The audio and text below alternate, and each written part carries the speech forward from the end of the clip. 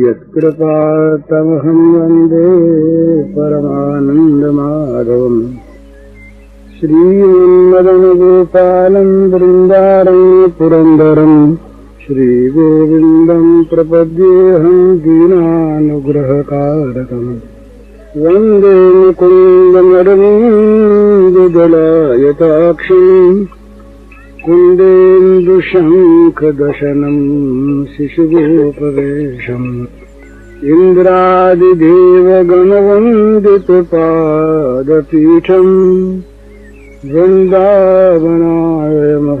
वसुदेवसूनम् नवजलधरवर्णं चम्पकोद्भाषिकरणम् विकसितनलिनाशयं विस्फुरन्मन्दहास्यं कनकरुचिदुकूलं चारुबर्हावचूलं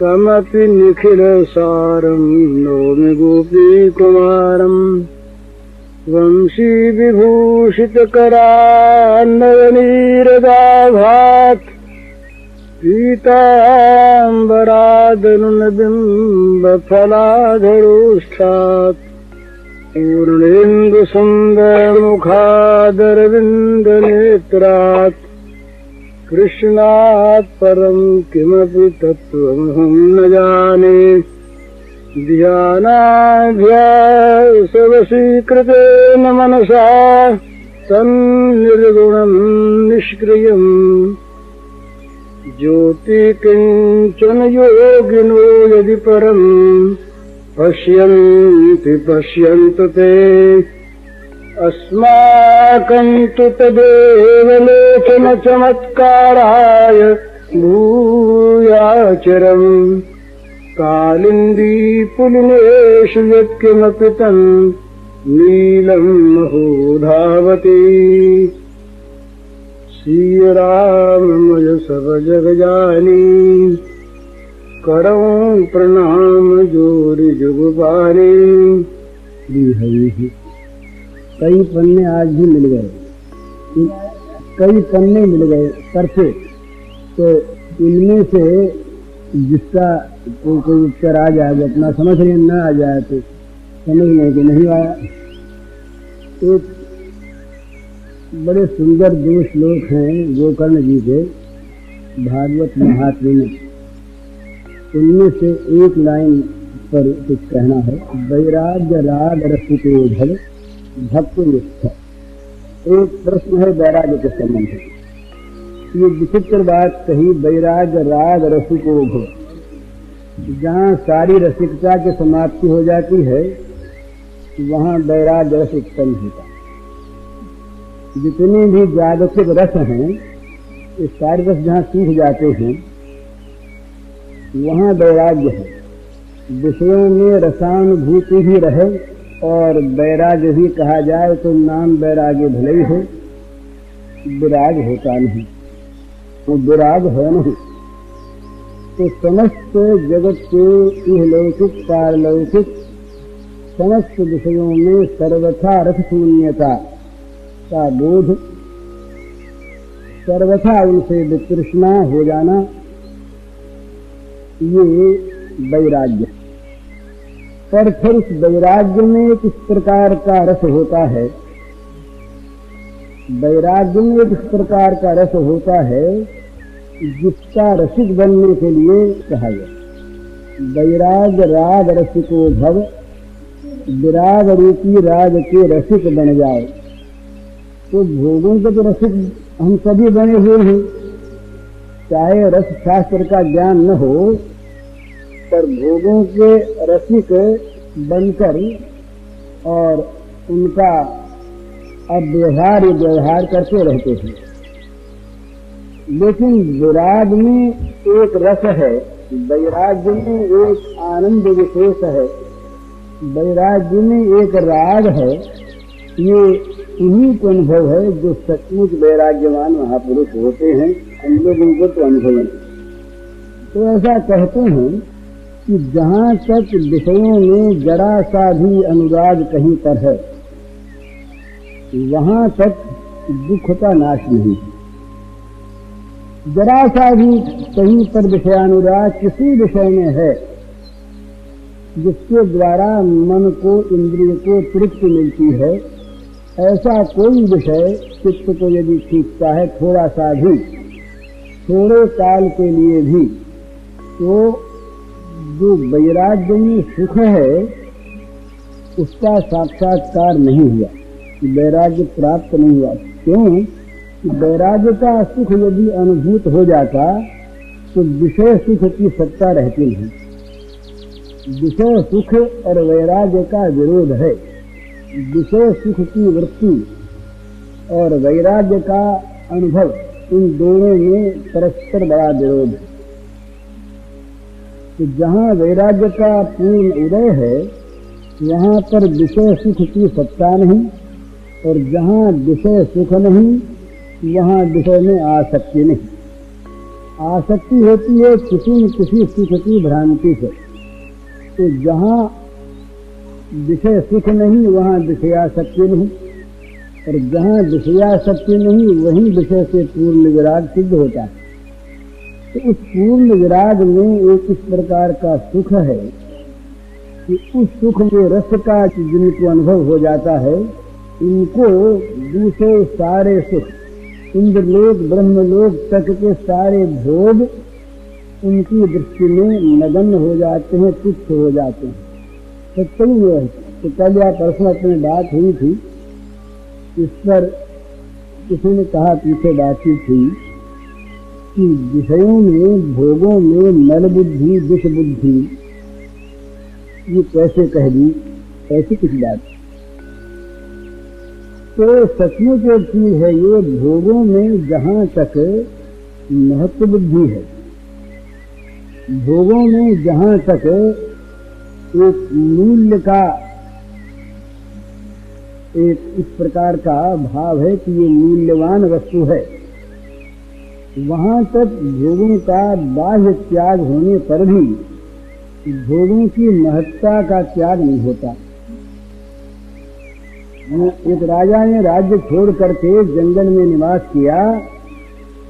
एक महात्मा ने उनको सजग करने के लिए उनके रोटी 2-3 बार धूल में गिरा दी। तो वो महात्मा जो राजा थे, नवीन महात्मा, तो बड़े सज्जन साधु स्वभाव, उन्होंने कहा, महाराज आपने मेरी परीक्षा की, बड़ी कृपा आपने की कि आप मुझे बार बार रोटी गिरा कर सचेत कर रहे हैं, आपकी बड़ी कृपा है।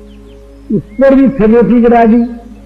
तब नवीन तरुण सन्यासी ने कहा, महाराज आप बड़ी कृपा करते हैं, मेरी परीक्षा बड़ी अच्छी करते हैं, पर महाराज इतने बड़े साम्राज्य का मैंने त्याग कर दिया, इतनी बड़ी चीज मैं छोड़ आया, तो अब इस रोटी गिरने से मेरे मन में कैसे क्षोभ होता।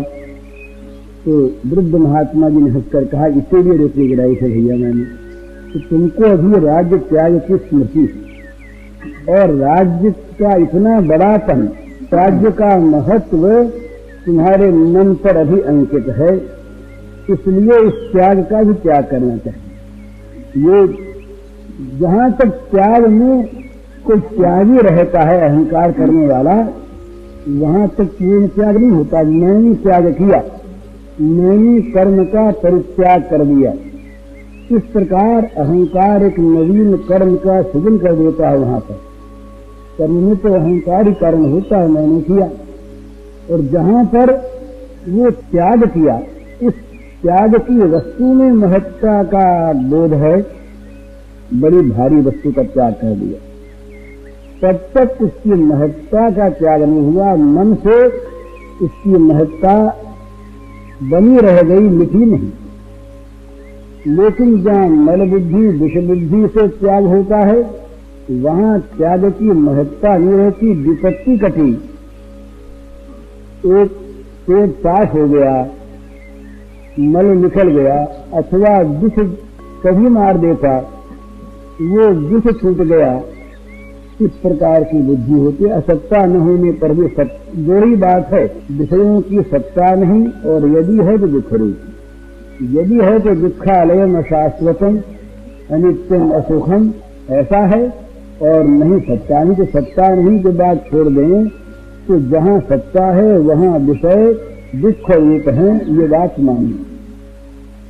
तो वैराग्य के सुख का जब उदय होता है तब जो पहले पहले राग वाली जितनी वस्तुएं थी उन सब वस्तुओं की महत्ता तो मिट ही जाती है, फिर उनका त्याग सहज होता है। और जहां उनका त्याग जबरदस्ती कहीं हो जाता है तो मन में एक वृत्ति विरोधी हो गई ना इन विषयों से, तो सुख का बोध होता है। और ये स्वाभाविक चीज है, ये अनुकूलता और प्रतिकूलता ये हमारे मन के समय समय पर बदलने वाले भाव हैं। भला आज हमारा पुत्र बड़ा प्रिय है और कल यदि किसी चीज को लेकर अनबन हो जाए आपस में, पिता पुत्र में भी विरोधी भाव हो जाए तो वो पुत्र फिर अनुकूल नहीं रहता, प्रतिकूल हो जाता है। वो पिता प्रतिकूल हो जाता है, उसकी क्रियाओं में प्रतिकूलता का आभास होता है।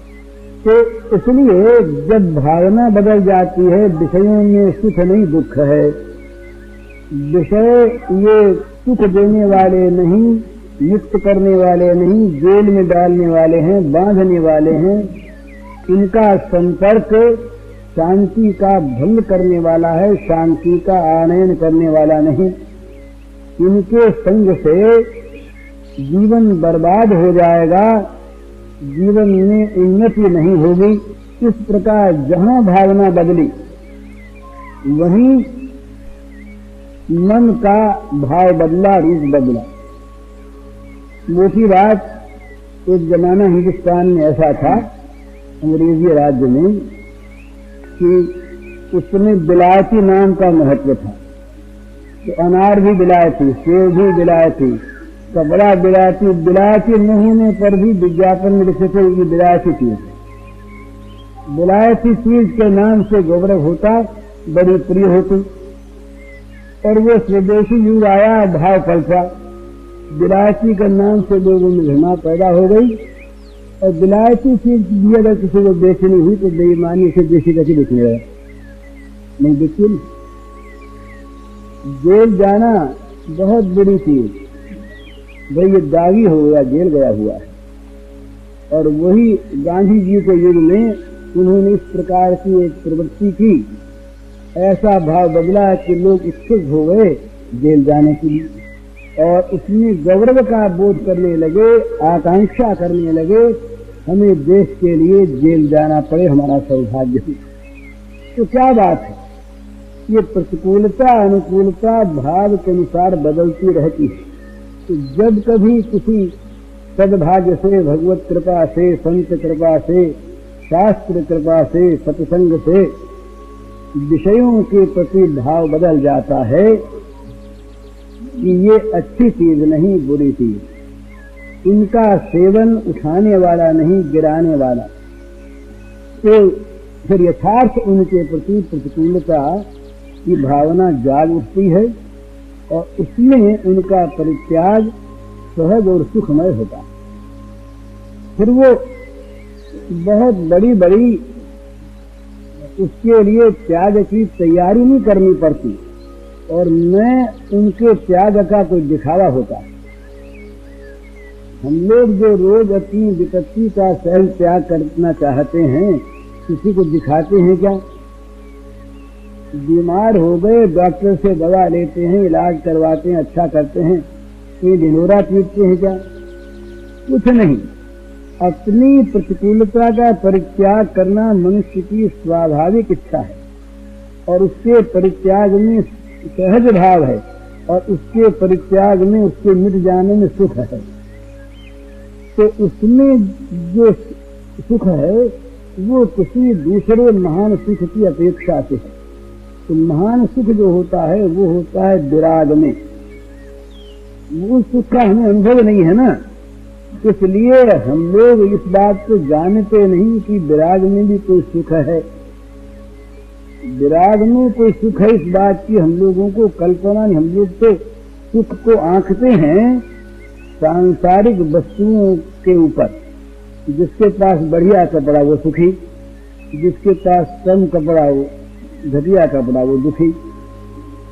जिससे लोग पूजा सम्मान करें वो सुखी, और जिसको न करें वो दुखी। ये माप तौल तो अपनी अपनी बुद्धि का होता है ना। हमारे जो सुख दुख मापने का जो कांटा हमारे पास है वो हमारा अलग और दूसरों का अलग। ये एक बार किसी ने कहा कि भाई संत कौन है जरा बताओ तौल कर। अब संत को असंत तोले कैसे? जिसकी बुद्धि में विषयों की महानता है उसकी बुद्धि में त्याग का महत्व आता ही नहीं हो। तो या तो उसे मूर्ख मानता है या मंदभागी मानता है या दयनीय मानता है, बेचारा कुछ है नहीं इसके पास। पर वो किस आनंद में है ये तो वो जानता है। प्रहलाद ने पूछा, भूत जी मोटे ताजे पड़े बालू में मस्त हंस रहे। बोले महाराज क्या बात है, आपको चिंता विंता होती ही नहीं, आप मस्त पड़े हैं। न कुछ सामान आपके पास, न कपड़ा लत्ता आपके पास, न कोई घर आपके पास, क्या बात है? बोले भैया हमारे पास मौज है। खाने पीने का यह हाल है कि कभी उनको कोई माल खिला दे, मेवा मिश्री मिष्टान खिला दे, और कभी रूखा सूखा मिल जाए, कभी मिले ही नहीं। तो हम मौज में रहते हैं। हमारी मौज को वो खाने का बढ़िया सामान तो बढ़ा नहीं सकता, तो घटिया सामान घटा नहीं सकता। कहीं हम मखमली गद्दे पर सो जाते हैं और कहीं तप्त बालुका में पड़े रहते हैं। वो तप्त बालुका और वो मखमली गद्दा हमारे इस मन की मौज को घटा बढ़ा नहीं सकते। ये आत्मानंद, ये आत्म सुख जो है ना, ये हमेशा अपने पास है, हर अवस्था में रहता है। और उधार सुख, ये पराई आशा का सुख जो है ना, ये उधार सुख है। मिले न मिले, मिले तो वापस देना पड़े ब्याज व्याज लगा करके, तो बड़ी मुश्किल होती है। तो उसका मूल्यांकन नहीं कर सकता विषयी पुरुष विरागी के आनंद का।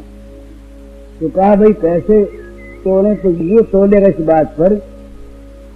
स्वामी जी महाराज बोले पता लगाएगा इनके आसन में, इनके पास कंबल उम्बल सोने होने के लिए ठीक है कि नहीं। बोले कंबल तो ठीक नहीं है। बोले बेचारे दुखी, क्या कहें, किससे कहें, कैसे दुखी? तो आप अपनी आंखों में उसको देखेगा। बोले उनको कोई कुटिया बनी कि नहीं? बोले नहीं, कुटिया तो नहीं बनी, जहां तहां पड़े रहते हैं, तो बेचारे दुखी। इन वस्तुओं पर वो आंखेगा सुख दुख। तो उसके लिए कहा कि भाई दो कांटे होते हैं, एक पत्थर लकड़ी, बड़े बड़े लक्कड़ तोड़ने का बड़ा भारी काम, और हीरा तोड़ने का जौहरी का छोटा सा कांटा जो उसकी जेब में भी आ जाए। कहीं हीरे का तौल करने के लिए वो लकड़ी पत्थर तोड़ने वाले कांटे को आदमी लगा दे और कहे कि इस पर तौल के देखो कितना वजन होता है हीरे में। तो हीरा बेचारा उस बड़े कांटे की किसी छेद में पड़ा रहे, उसका वजन क्या होगा? कौन उसके वजन को जाए? और वो तोड़ने वाला कहेगा ये तो किसी काम का नहीं, जरा सा भी तलड़ा झुका ही नहीं। तो इसमें क्या है? अरे विषयों में, संसार में कहीं तलड़ा झुका हुआ होता, कोई सन्यासी भी है, कोई महात्मा भी है, और इनका बड़ा मान है, तो मानते भाई ये उससे झुका हुआ है। तो जिनको कोई जानता नहीं, जिनका बाहरी महत्व कुछ नहीं, कोई वजन है ही नहीं, जिनका सारा वजन खो गया, त्यागी कौन? जिसमें सांसारिक वजन नहीं रहा, जो सांसारिक तौल में कभी तुल तो नहीं, जो सांसारिक कांटे में तोले नहीं जा सकते, वो संत। सांसारिक कांटे में जो तोले जा सकते हैं, मान में, धन में, सम्मान में, अधिकार में, पद में, ख्याति में, वो हम जैसे ही हैं, अलग नहीं। तो वो लकड़ी तोलने वाला, पत्थर तोलने वाला कहने लगा कि भाई इसकी हीरे का तो कोई मूल्य नहीं, तुम फालतू को ये जरा से कांच के टुकड़े को चमचमाते हुए को लिए फिरते हो, हमारे कांटे में तो जरा सा भी इसमें वजन नहीं आया। और देखो हम एक लकड़ी रखते हैं इसके सामने, वो कांटे को कितना झुकाए देती है, देखो। अब वो लकड़ी के साथ हीरा तुले कैसे, पत्थर के साथ हीरा तुले कैसे, इसी प्रकार विषयी के साथ त्यागी की तुलना नहीं होती। भोगी के साथ विरक्त का कोई उपमा, कोई तौल की चीज नहीं होती। वो उसका तौलना अलग, उसका तौलना अलग। तो विराग में जो सुख है वो सुख राग की भूमिका से सर्वथा पृथक है। राग की विषयानुराग की भूमिका में, विषयानुराग के क्षेत्र में विषयासक्ति के अभाव का वैराग्य का सुख है ही। अलग अलग दो क्षेत्र हैं। जहाँ विषयों की, भोगों की आत्यंतिक महत्ता है, वहाँ स्वाभाविक विराग का कोई महत्व नहीं। वहाँ वैरागी वृक्ष जो हैं वहाँ तुच्छ होते हैं। ये भिखमंगे बहुत फिरते हैं, भिखमंगे बहुत फिरते हैं, उनके पास कुछ है नहीं, महत्व क्या कहें, और उनके पास कुछ होता नहीं। यही तो चीज है। जो जगत की दृष्टि में सर्वथा अकिंचन होते हैं वही भगवत धन के धनी होते हैं। ये याद रखने की बात। जो जगत में सर्वथा अकिंचन है, जिनके पास कुछ भी नहीं है, जागतिक चीज, वस्तु नहीं, ये भाव वाली चीज भी, कीर्ति या भी नहीं है जिनके पास, अकिंचन सर्वथा, वो इनके पास परम धन होता है, जो कभी किसी से तुलना नहीं जिसकी हो सकती। अतुलनीय धन भगवान, इसी से भगवान का नाम है अकिंचन वित्त। नमो किंचन वित्ताय, नमो किंचन वित्ताय, अकिंचन के वित्त को नमस्कार है, निर्धन के धन को नमस्कार है। तो निर्धन तो है, जगत की दृष्टि में वो सर्वथा नगण्य है। जिस चीज के होने पर जगत पूजता है, पद हो, अधिकार हो, मान हो, सम्मान हो, ख्याति हो, धन हो, स्वास्थ्य हो इत्यादि, जो चीज संसार में पूजनीय बनाती है, उनके अभाव में संसारिक वस्तुओं को महत्व देने वाले लोगों की दृष्टि में उसका महत्व नहीं है। वो समझता ये कुछ है इसके पास, ये सर्वथा ही न हम लोगों के बराबर बैठने की योग्य नहीं है, योग्य है ये नहीं, तो बहुत ऊंचे बैठने की योग्य है। पर वो लोग दूसरे कांटे पर तोड़ कर कहते हैं, वो कहते हैं हम बड़े, हम संपन्न, हम सुखी, ईश्वरो महम भोगी, सिद्धो हम बलवान सुखी। ये उनकी भाषा है। ये जो विषयासक्त आसुर मानव हैं, आसुर मानव की भाषा है ये। वो इसी रूप में बोलता है हमेशा। जब कभी बोलता है तो चाहे शब्दांतर हो, तो उसके मन की भाषा यही रहती है, ईश्वरो हम, अहम भोगी, सिद्धो हम सिद्ध, अहम बलवान, अहम सुखी। अरे संसार में हमारे समय कोई नहीं सदृश हो नया, हमारे समान संसार में है कौन, हम जो चाहे से कर दें। ये हमने अपना निर्माण किया। ऐसा लोग आजकल बहुत कहते हैं, हमारा निर्माण करने वाले हम, न प्रारब्ध निर्माण करने वाला, न भगवान निर्माण करने वाले, और न माता पिता निर्माण करने वाले। हमारा निर्माण करने वाले हमने अपने को बनाया, हमने देश को बनाया, हमने राष्ट्र का निर्माण किया, हमने विश्व के निर्माण में अपना हिस्सा दिया। इस प्रकार ये मानव का अभिमान जब बोलता है तो वहाँ वैराग्य छिप जाता है। वहाँ वैराग्य के साथ इसकी तुलना नहीं होती। वो अलग चीज। तो वैराग्य में एक जो परम सुख है, वैराग्य में एक जो परम रस है, उसमें जो एक महत्वपूर्ण राग है, उस राग के रसिकों को ही पता होता है कि वो राग कैसा होता है। उस राग के साथ साथ एक और बढ़िया चीज होती है, जिसका संकेत किया गोकर्ण जी ने, भव भक्त निष्ठ। बड़ी सुंदर बात कही। वो कहते हैं कि वैराग्य राग में रसिक हो जाओ और फिर भक्ति निष्ठ बनो। ये और यहाँ ध्यान में रखने की बात है, भला जरा इसको समझ लेना है। भगवत भक्ति में, भगवत प्रेम में विषय रस कदापि नहीं है ये मान लेना चाहिए। उसमें अगर विषय रस, विषयासक्ति है, उसको हम भक्ति या प्रेम मानते हैं तो हमारी गलती है। ये बड़ी भारी भूल है, प्रमाद है। तो वहाँ क्या है, वैराग्य के राग में रसिक बनने के बाद एक प्रेम रस की अनुभूति होती है, प्रेम रस का उदय होता है। जब तक ये विराग नहीं होता तब तक प्रेम रस का उदय नहीं होता। और वो विराग होना चाहिए छोटी से लेकर बड़ी वस्तु तक सब में। भुक्ति मुक्ति स्पृहा यावत की साची हृदय वर्तते, मुक्ति में भी वैराग्य हो जाए, भुक्ति के बाद तो अलग। इस प्रकार का जब वैराग्य जागता है तब क्या होता है, एक प्रेम का रस उदय होता है। वो प्रेम रस विराग नहीं विराग कर देता। क्या इसको समझना है? जो वास्तविक भगवत प्रेमी है वो वैराग्य का विरागी है। वैराग्य का विरागी कैसे कि न उसे वैराग्य में राग है और न उसे राग वाली किसी वस्तु में राग है। उसका राग है एकमात्र अपने परम प्रियतम भगवान में। इसीलिए इसका नाम है भक्ति निष्ठ, भक्ति में निष्ठा वाला।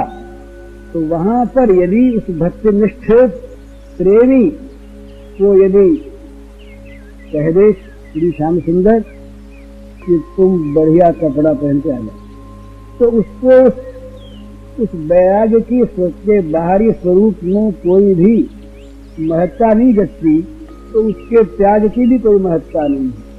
अरे पड़ा ऐसे ही, वो भी धूल वो भी धूल, धूल पर धूल झोंक दो या धूल को धूल से निकाल दो, धूल ही धूल। बड़ी सुंदर कथा आती है, राका बाका दो रहे स्त्री पुरुष महाराज, दोनों विलक्षण भगवत प्रेमी विराजमान होते ही हैं। ये निजी सिद्धांत, इसको सर्वथा मान लेना चाहिए। विषयासक्त पुरुष भगवत प्रेमी नहीं बन सकता। भगवत प्रेमी बनने पर विषयासक्ति रहेगी नहीं, अगर रहती है तो प्रेम का धोखा है, प्रेम नहीं सिद्धांत।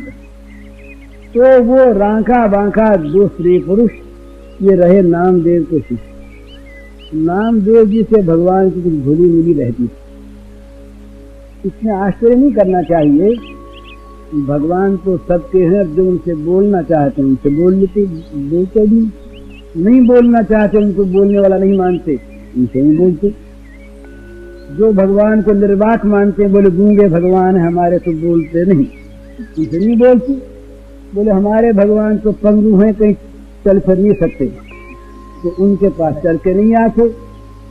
हमारे भगवान देखने वाले नहीं है तो नहीं देखते, और जहाँ देखने वाले, सुनने वाले, सूंघने वाले, स्पर्श करने वाले, चखने वाले, मिलने वाले, हंसने वाले और हमारे साथ रोने वाले भी, ये भी भगवान हैं। ऐसे इसमें आपत्ति नहीं आती। तो श्रुतियाँ कहती हैं पैर न होने पर भी उनको चलना आता है, वो चलते हैं। आंख न होने पर भी वो देखते। किसाई ने कहा बिनु पग चले सुने बिनु काना, बिनु कर्म करे विधि नाना। तो ये नई बात नहीं, वो सब कुछ कर सकते हैं, पर जो करने वाला नहीं मानते वो कहते हैं करने के क्षेत्र में अगर हम उनको ले आए अपने भगवान को तो कुछ नीचे उतर जाते हैं। तो भगवान कहते हम नीचे रहेंगे। हम नीचे क्यों उतरेंगे भैया, हम नीचे नहीं उतरते, हम तो ऊंचे पर रहेंगे। और जो करने वाले को भी ऊंचा मानते हैं वहां के हाँ ऊंचे पर हैं, कोई बात नहीं, तुम्हारे लिए करते हुए रहेंगे। तो ये रांका बांका दो रहे भगवान के बड़े प्रेमी भक्तिनिष्ठ भक्त और नामदेव जी इनके गुरु। तो नामदेव जी से भगवान बोलते थे, बातचीत करते थे। तो नामदेव जी ने एक दिन भगवान से ऐसे ही कह दिया विनोद में कि महाराज ये दोनों जो आपके बच्चे हैं ये इनके पास खाने पीने को कुछ नहीं रहता और ये बड़े दरिद्र रहते हैं। भगवान हंसे बोले नामदेव ऐसी बात कैसे कहता है, पर वो तो उनकी महिमा बढ़ाने की सारी लीला थी, लोगों को दिखलाने की कि भक्त में किस प्रकार का त्याग होना चाहिए, ये दिखाने की लीला नामदेव की और नामदेव के प्रभु की। तो वहाँ ये आश्चर्य हुआ। भगवान ने कहा अच्छा एक काम करो, हम तुमको देंगे पर ये ले ले। तब बोले महाराज आप दे के तो देखो। तो अच्छा ये कल जब जाएंगे लकड़ी काटने जंगल में तो रास्ते में हम अमुक जगह पर एक मोहरों की थैली डाल देंगे, इस रूप में डालेंगे कि इनको दिखाई भी दे, तो उस पर ये ले लेंगे तो बड़ी अच्छी बात, हमने इनको दे ही दिया, तुम्हारी भी बात हो गई। तो न ले तो भाई हमारा फिर क्या जो है अच्छी बात आप डालो। तो दूसरे दिन ये जंगल में जाया करते दोनों स्त्री पुरुष कुल्हाड़ी लेकर, जंगल में जाके उन सूखी लकड़ियों को काटते जिसमें पेड़ों को भी पीड़ा न हो। नाम दिए तो भूल चुके इसको, अपने जीवन में एक बार ये माँ को दिखला चुके। ये महाराज दूसरे की पीड़ा को अपनी माने वो संत, और दूसरे की पीड़ा को अपना सुख बना ले वो असंत। ये संत असंत का भेद है। दूसरे की पीड़ा को जो अपनी माने वो संत, और दूसरे की पीड़ा को अपना सुख बना ले वो असंत। नाम जो छोटे जब रहे तो एक दिन कुल्हाड़ी लेकर के अपनी माँ के पास आए और ये अपनी पैर की छाल को छीलने लगे, चमड़ी थी। तो कहा नामा क्या कर रहे हो? बोले जरा देख रहा हूँ, मैं अनुभव कर रहा हूँ। बोले क्या? बोले तुमने उस दिन कहा था ना ये पेड़ की छाल छील के ले आओ, तो मैं देखता हूँ कि छाल छीलने से दुख कष्ट होता है कि नहीं। तो ये अपनी छाल को छील के देखता हूँ, आत्मा उपन्यान सर्वत्र। ऐसे नामदेव रहे। तो क्या किया इन्होंने कि वो थैली डाल दी। दूसरे दिन जब ये रांका बांका दोनों गए वन में जंगल में, तो सूखी लकड़ी काट के लाते, उसको बेचते, जितना पैसा मिलता उसमें आधा तो दे देते दूसरों को, जिनको खाने को इतना चाहिए, जिनके जीवन का स्टैंडर्ड इतना ऊंचा हो गया, अपने जीवन निर्वाह के लिए जिन्हें चोरी करनी पड़े उनसे भी क्या देंगे। आज का युग जो है बोले क्या करे, काम चलता ही नहीं, दान कहाँ से। वहां 2-3 पैसे 4 पैसे उनको मिलते लकड़ी काट कर लाने में, उनमें से आधा तो वो दे देते दूसरों को, और आधे में से अपना पेट भरते। ये उनकी रोज की चर्या थी। तो वो जा रहे थे, रास्ते में आगे आगे थे रांका जी, पीछे पीछे थी बांका जी। तो भगवान की वैसी ही नियति थी। तो वो जहां वो थैली के पास पहुंचे तो उनका पैर पड़ा, छन आवाज हुई। तो देखा तो दिखाई दी, वो पारदर्शी कोई थैली थी, मोहरें दिखाई दी। तो इन्होंने यूं देख जात इधर उधर, बांका जी जरा पीछे आ रही थी, उन्होंने धूल डालना शुरू किया। थैली को धूल से ढकने लगे, वो ढक गई। इतने में बांका जी आ पहुंची। बांका जी ने कहा कि नाथ क्या कर रहे थे, क्या हो रहा है ये? बोले नहीं ऐसे ही कुछ। बोले ऐसे ही क्या, बताइए तो क्या कर रहे थे?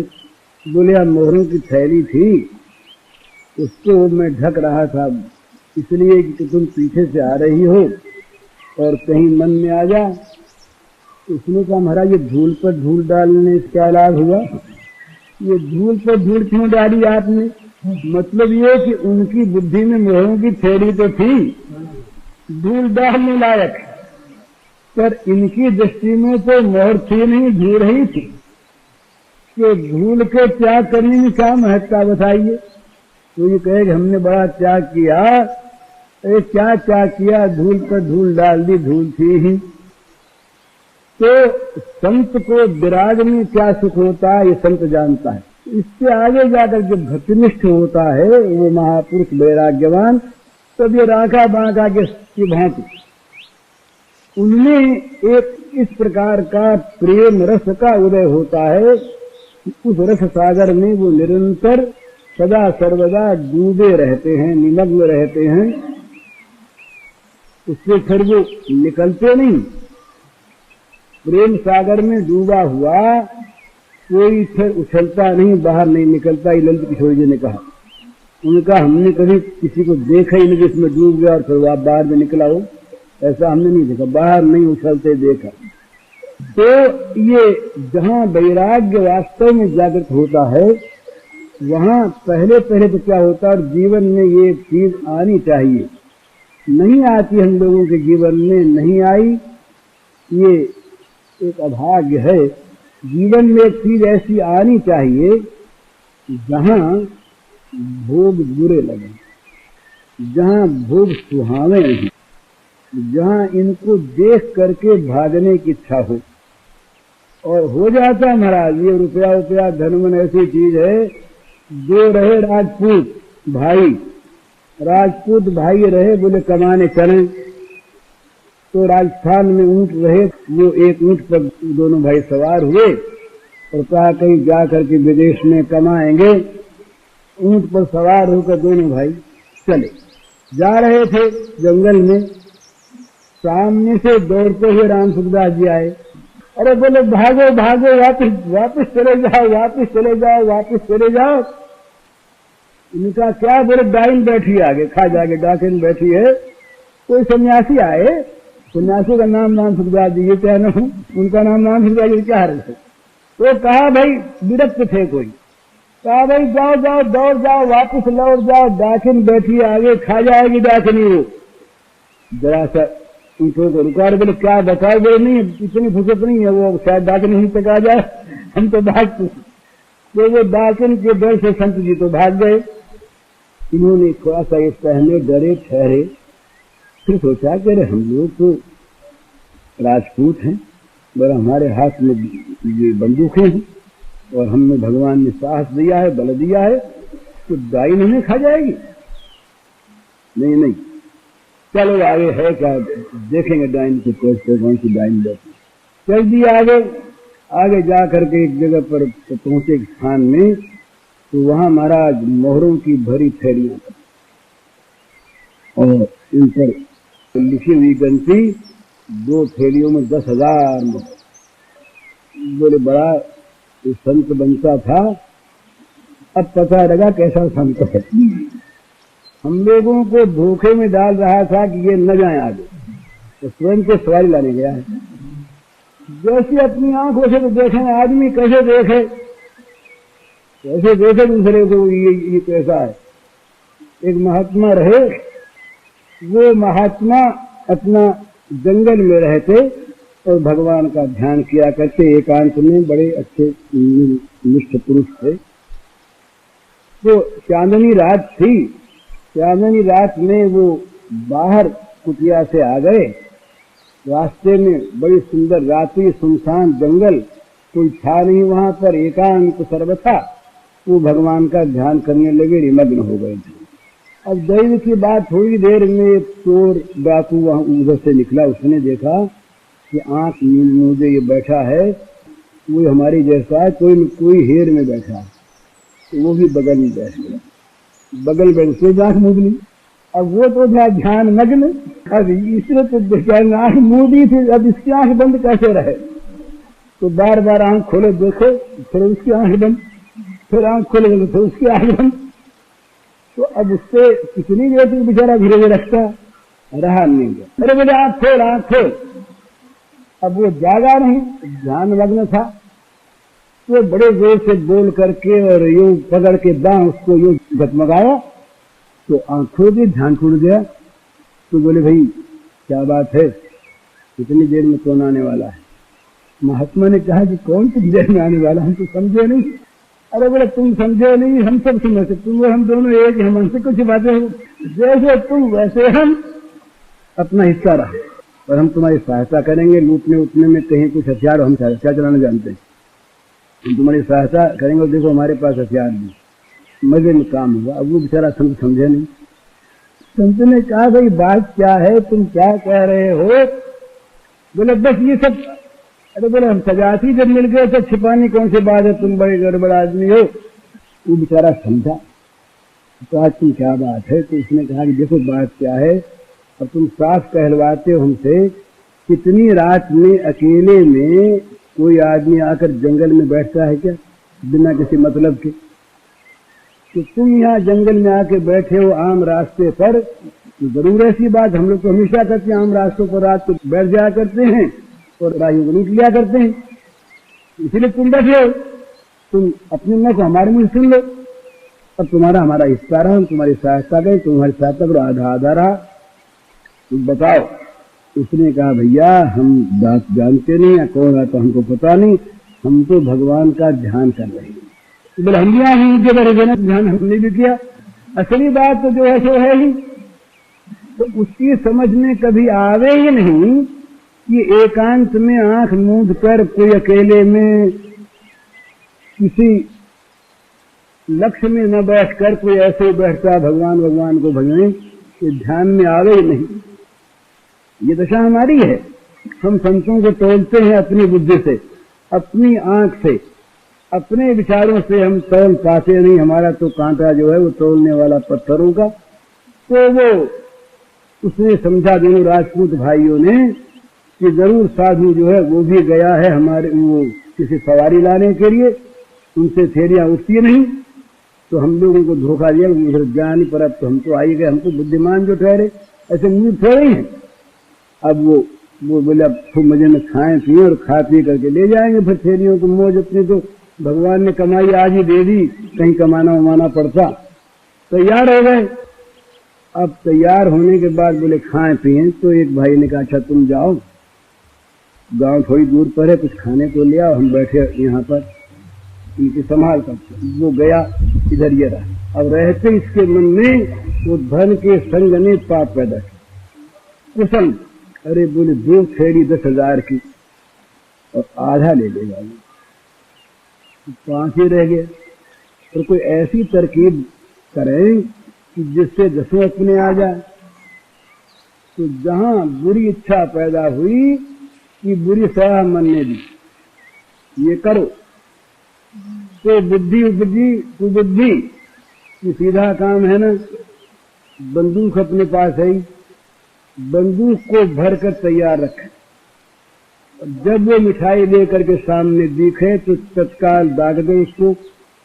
वो मर जाए कौन जानता है, कौन देखता है, उसको ही गाड़ देंगे और अपनी थैली में रहेंगे, वहां जाके कह देंगे कि भाई को हैजा हो गया था, कोई बात नहीं। तैयारी थी उसने। उधर उसके मन में भी यही आया कि राम राम राम, आधा बढ़ जाएगा, कुछ करें। भूगल हमारे तो सीधा काम है, मिठाई ले जाते इसमें मिला दे संख्या, और मिठाई जाएगी पहले वो खा लेगा, हम पहले खाएं। हमने तो हम कहेंगे भाई हम जरा थके आए हैं, क्या नहा धोने, तुम इतने खा लो। तो वो खा के वहीं पर डह पड़ेगा, माल हमारा हो गया। दोनों ने योजना बना ली, दोनों ने योजना अनुसार अपना अपना कार्य कर लिया। उसने बंदूक भर ली, उसने जहर मिला दिया। वो पहुंचा मिठाई लेकर के, और यहाँ बंदूक तैयार थी, बस सामने दिखते ही गोली छूटी, लगी उसके कलेजे में उधर पर। अब इसको बड़ा आश्वासन मिल गया कि अब तो काम बन गया, कंचन दूर हो गया, अब काम बन गया। अब मजे में थैली लेके जाएंगे और मिठाई तो लेके आए, इधर खाते में क्या है। बस मिठाई खाई, मिठाई खाते भी ये भी सो गए। महात्मा ने उधर सोचा, चले वो उन्होंने बात तो मानी नहीं और चले गए उधर आगे। तो कहीं डाइन वाइन ने खा न लिया है उनसे। आगे जाके देखे तो ऊंट महाराज तो बैठे हैं और दोनों की लाश पड़ी, दोनों थैलियां पास पड़ी। ये चीज इससे कहना यह है कि जो विषयों के स्वरूप को जान लेते हैं उनको विषयों से भय पैदा हो जाता है, उनको विषयों में संदेह पैदा हो जाता है। संदेह भय नहीं, वो विषयों की इस मारात्मकता को, इस अनिष्टकारिता को, इस दोष को पहचान लेते हैं। इसलिए ये घड़ी ऐसी कभी मनुष्य के मन में आती है जो साधना में लगाती है, उसको ये सब चीजें भयावनी बुरी मालूम होती हैं।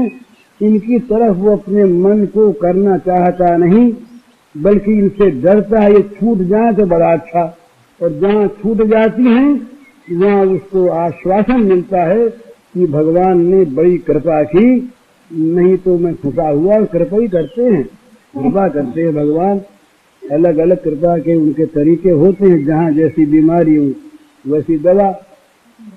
कहीं सुनान भी दें और कहीं मीठी दवा भी दें, अलग अलग, इस सबकी दवा एक से नहीं होगी। तो पर ऐसी स्थिति एक आती है जब विषयों के प्रति विराग मन में जागता है और भगवान की ओर बढ़ती जाती है, संसार से निकल भागना चाहता है। ये उसकी शुभ घड़ी जीवन की प्रारंभ। ये जीवन की शुभ घड़ी का प्रारंभ वहां मानना चाहिए जहां विषयों से, संसार से निकल जाने की इच्छा जाग जाए, तो यहाँ से शुभ आरंभ होता, नहीं तो सारा अशुभ अशुभ है। इंद्रत्व भी अशुभ, बड़ी लोक ख्याति भी अशुभ, पूजा भी अशुभ, मान भी अशुभ, क्योंकि वो अशुभ की प्राप्ति कराने वाला है। तो जब कभी किसी के मन में ये उदय होता है भाव कि इससे निकलें, अलग हों इससे, ये बड़ी बुरी चीज, ये वैराग्य की भावना जहाँ पैदा होती है वहाँ वितृष्णा विषयों से होती है। वहीं पर ये मानना चाहिए कि जीवन की शुभ घड़ी, शुभ मुहूर्त का ये प्रारंभ हो गया। ये यहीं पर देखना है, शुभ घड़ी है या नहीं, यहीं पर इस बात को जांचना है, इस बात को देखना है कि शुभ घड़ी आई कि नहीं। ये हम तो अशुभ को शुभ मानते हैं। जब हम कभी संसार के बंधनों में अधिक बंधते हैं और बंधन अनुकूल होते हैं, ये एक बहुत बड़ी हमारी समाज की स्थिति है कि जब हम अनुकूल बंधन को सौभाग्य मानते हैं, अनुकूल बंधन को सौभाग्य मानते हैं, ये हमारे लिए बड़ी अशुभ घड़ी है बंधन, पर इसमें अब तक अनुकूलता का बोध है और उसको हमने सौभाग्य माना। ये सांसारिक प्रवृत्तियां, सांसारिक वस्तुएं, उनमें अनुराग जब बढ़ता है मनुष्य का और विपरीतता वहां रहती नहीं, उसको मुझ बड़ा सौभाग्यवाद मानता आपने। और लोग कहते हैं वो ये बड़े भाग्यवान हैं, इनको सातों सुख प्राप्त हैं, बड़े भाग्यवान है। पर उनकी जो ये भाग्यशीलता है, ये भाग्यशीलता ऐसे एक डायनामाइट पर रखने वाला महल है जो उस महल को तो उड़ा ही देगा, महल के अंदर बैठे हुए को भी भस्म कर देगा, उड़ा देगा। ये बड़ी बड़ी चीज है, परंतु ये बड़ी मीठी लगती है। इस प्रकार की मीठी लगती है कि जहां तक अनुकूलता मिलती रहती है वहां तक हम उस अनुकूलता का परित्याग करना चाहते नहीं, बढ़ाते रहते। ये संसार में सफलता जब तक मिलती है ना, तब तक आदमी आगे से आगे नए नए बंधन पैदा करता रहता है, ये भी करने, वो भी करने, वो भी करने। और जब विस्तार हो जाता है, जब चारों तरफ फंसावट, कॉम्प्लिकेशन भर जाते हैं चारों तरफ, तब वो कहता है पहले वाले से हो जाए तो अच्छा। अब पहले वाले से हो जाओ कैसे? अब तो तुम अपने आप को अपनी द्वारा जाल फैलाकर इतना फंसा चुके हो कि चारों तरफ जाल ही जाल का विस्तार है, जिधर जाओ उधर बंधन, जिधर जाओ उधर बंधन। उस समय व्याकुल होता है आदमी, फिर भगवान को याद करता है कैसे जाल काटे, तो भगवान फिर जाल काटते हैं। जरा सा जाल काटने पर अगर कहीं फिर प्रतिकूल अनुकूलता मिली तो फिर कहता महाराज इस जाल को फिर से गांठ दो, आप फिर गांठ दो इस जाल को। ये जब संसार में मनुष्य घबराता है ना किसी विषय में लेकर के, तब कहता इसे छुड़ाओ। वो छुड़ाना जो है ना, ये वैराग्य नहीं है, ये बहुत समझने की चीज है। अनुकूलता के अनुसंधान में वैराग्य में बड़ा अंतर है। बोले हम तो घर में रहेंगे नहीं, हम तो घर से वैराग्य हो गया, हम भागेंगे। क्यों भागोगे भाई? तो घर वालों की हमारे साथ प्रीत नहीं, घर वाले हमको मानते नहीं, हमको अपना हिस्सा नहीं देते, खान पीन को नहीं देते, विरुद्ध रहते हैं, तो हम घर में नहीं रहना चाहते, हमको घर को छोड़ के जा। विराग हो गया। अरे विराग हो गया कि अनुकूलता न दिखने से दुख हो गया। बोले एकांत में रहेंगे वहां सुख मिलेगा, अनुकूलता मिलेगी। तो अनुकूलता की खोज का नाम वैराग्य नहीं है। तो जब मनुष्य किसी विपत्ति में पड़ता है, फंसता है, तब वो कहता है कि हे भगवान छुड़ा दो। वो विपत्ति जानता इतनी ही कि वो विषय तो बुरे नहीं है, ये जो बीच में बंधन आ गया ये बुरा, ये कट जाए तो बस सुखी, आइंदे कुछ नहीं करेंगे। वो जहाँ कट गया बोले महाराज अब तो विपत्ति तो आपने काट ही दी, अब तो फिर वही शुरू हो जाए और आप रक्षा भी करते रहे, विपत्ति फिर आ गई नहीं। जाल में फिर आप बांध दो हमको, और जाल में बांधने के बाद फिर वैसी कभी बंधन की अनुभूति न हो, मौज में रहें। ये मनुष्य का वैराग्य नहीं जो क्षणिक होता है मन में, ये प्रतिकूलता का भय है।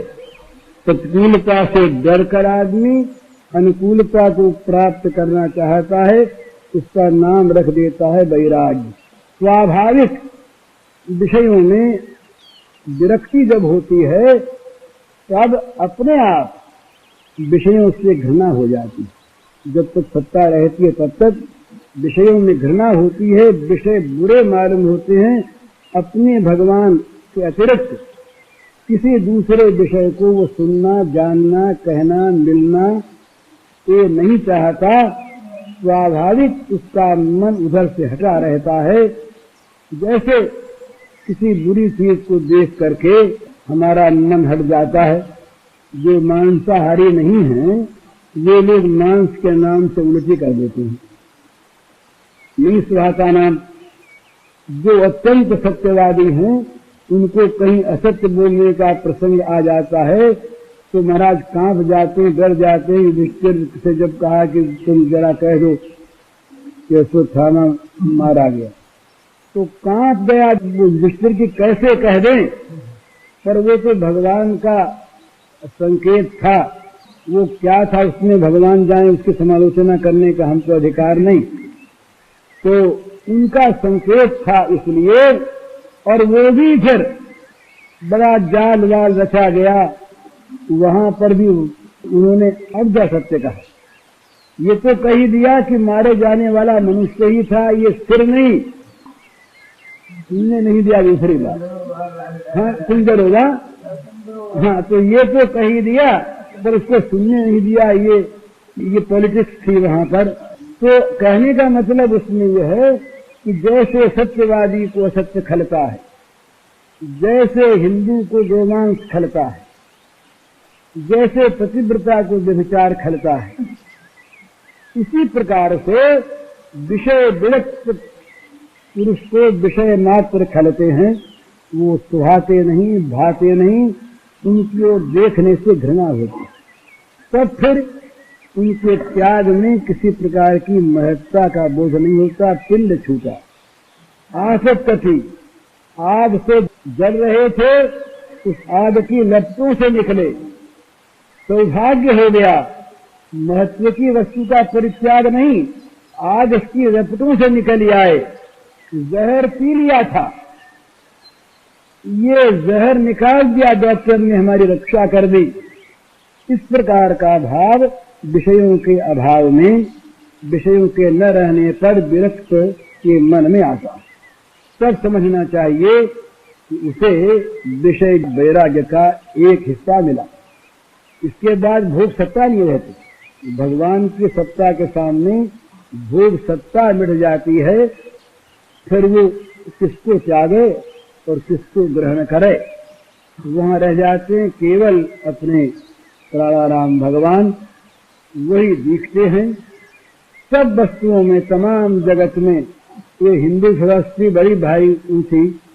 यहाँ केवल मानवों में भ्रातृत्व नहीं देखा, यहाँ केवल चेतन वस्तुओं में ईश्वर की अनुभूति नहीं की।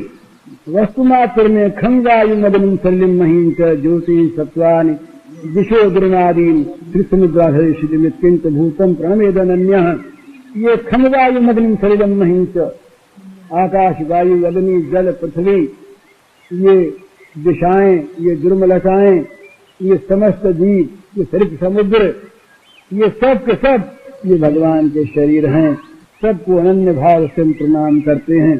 तो जड़ चेतन सब में एकमात्र अपने भगवान का दर्शन इनको होने लगता है। तो किसका त्याग करें, क्यों त्याग करें। वेश्या सामने आ जाए, वो भी महामाया भगवती, महामाया भगवती, भगवती का स्वरूप, वो भी माँ, वो भी भगवत स्वरूप। सती सामने आ जाए, वो भी भगवत स्वरूप। दुख सामने आ जाए, भगवत स्वरूप। सुख सामने आ जाए, भगवत स्वरूप। अपमान आ जाए, भगवत स्वरूप। मान आ जाए, भगवत स्वरूप। वो निरंतर अपने भगवान की अनुभूति करने लगता है सर्वथा सर्वदा। ये हो गया भक्तिनिष्ठ। तो वैराग्य के बाद एक चीज होती है, उसे दो शब्दों में हम कह सकते हैं। साधन की स्थिति में तो इसे हम कह सकते हैं साधन ज्ञान, भक्ति की स्थिति में इसे हम कह सकते हैं वैधि भक्ति, और सिद्धावस्था में उसे हम कह सकते हैं तत्वज्ञान या आत्म साक्षात्कार, और उसे हम कह सकते हैं भगवत प्रेम की प्राप्ति। तो भगवत प्रेम की प्राप्ति और आत्म साक्षात्कार, इन दोनों में विषयों की सत्ता जैसे आज हमारे सामने ऐसी नहीं रहती। बिल्कुल हमारी आंखें पलट जाती हैं बुद्धि की, जित देखूं तित श्याममयी है। जिधर आंख जाए, जिधर मन की आंख जाए, जिधर बुद्धि की आंख जाए, जिधर सारी इंद्रियों का स्पर्श हो किसी से, वो सब का सब ब्रह्म संस्पर्श है, वो सब का सब भगवान का भगवान से मिलन है, वो सब का सब वो आत्मारामोपरि रमत है, आत्मरमण है, वो आत्मरमण। यही तो भेद है। हम लोग रमण शब्द से तो घबरा जाते हैं, पर रमण शब्द हमारा ये रमण थोड़ा ही है, वो तो आत्मरमण है अपने आप। रेमे रमेशे बड़े सुंदरी भी तो यथार्थको प्रतिबिंब विभ्रम। ये रास पंचाध्याय ने कहा कि रमेश ने रमण कैसे किया, किसके साथ किया, तो कहते हैं ये यथार्थको प्रतिबिंब विभ्रम, जैसे अपने प्रतिबिंब को देखकर उसके साथ बच्चा खेलता है, इसी प्रकार निर्दोष परम मंगलमय खेल भगवान ने किया। तो वो खेल जब चलता है, इस खेल में जब हम साथी होते हैं तो खेल और खेलने वाले दोनों श्याम सुंदर, लीला और लीलामय दोनों भगवान हैं, दोनों में कभी अंतर था नहीं। लीला में ही लीला बने और लीला से ही लीलामय की अनुभूति। पर हम क्या हैं? हम भी उस लीला में एक लीला के परिकर हैं, एक लीला के अंश हैं, और वो लीला नित्य चलती रहेगी। इसी का नाम है पार्षदत्व। और यही जब बहुत प्रगाढ़ होता है तो महाराज इसका नाम होता है प्रेम की भाषा में निमित निकुंज लीला। ये समझे बिना हम लोग बाहर बाहर रह करके और प्रेम के नाम पर गंदी चीज को देख लेते हैं। निमित निकुंज क्या है? जहां पर श्याम सुंदर स्वयं अपनी ही विभिन्न शक्तियों के साथ जो अंतरंग स्वरूपा है, अपनी वैसे बनकर उनके साथ अपनी खेल खेलते हैं। ये निमित निकुंज लीला है भगवान की, परम मंगलमयी। पर तो वहां पर जगत का विषय नहीं रहता, वहां विषय की सत्ता नहीं रहती, वहां जगत नहीं रहता। तो वहां पर जो वैराग्य होता है, भोग वैराग्य, वो ऐसा महान होता है कि वहां दुख दोष की कोई सत्ता नहीं है। विषयों में दुख दोष देख कर वहां दुख से भी वैराग्य है, सुख से भी वैराग्य है, और उस विराग से भी वैराग्य है। वहां भगवान का राग समस्त वस्तुओं को खा जाता है, इसलिए वस्तु सत्ता नहीं रहती श्री कृष्ण को छोड़कर। अतएव